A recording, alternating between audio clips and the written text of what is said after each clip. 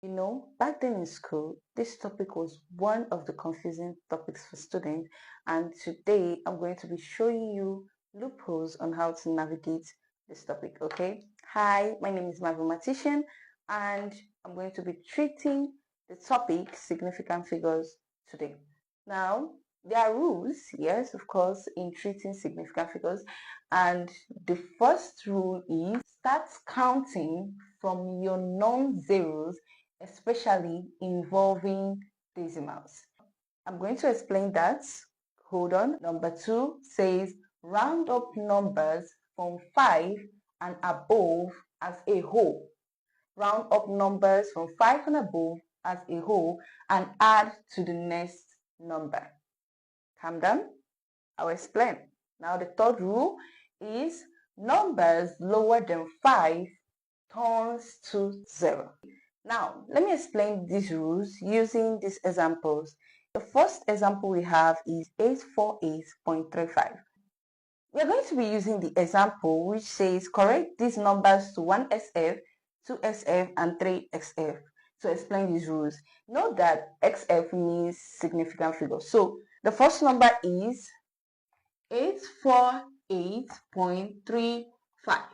Now we're going to be applying these rules to round this up to 1xf. So 1xf is the first thing we're rounding up to.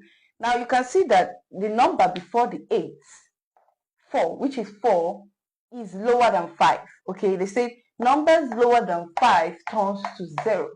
So it is lower than 5 and automatically it turns to 0, another number. So we have 800.00 as our first xf. Now, second significant figure, surrounding this same number, 848.35 to two significant figure. You can see that the third number before the second number is above 5. So we apply the second rule, which says round up numbers from 5 and above as a whole, 1, and add it to the next number. So this will become 1, we add it to here, and it's 5, so we write 850.00. Others become 0. Now to 3xf. 848.35. Now 3 is less than 5, so we can round it up to 8. So our third significant figure still remains 848.00 because this number is less than 5, so it turns to 0. So the next number we're going to be using to explain these rules is 0.009361, and we're going to be using this number to explain rule 1, rule 2, and rule 3.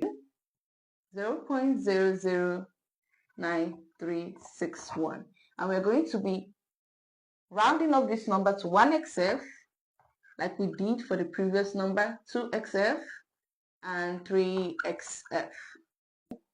Rule 1 says start counting from your non-zeros, especially involving decimals. Now, these are your non-zeros. Your non-zeros started from 9. You don't start counting from zeros. Note that you don't start counting from zeros. You start counting from your non-zeros, which are the numbers 9, 3, 6, 1. So 1xf, you can see that 3 is less than 5. So rule 3 applies to that, which is number lower than 5 turned to 0. So there is nothing to carry over. We write it as 0.009000.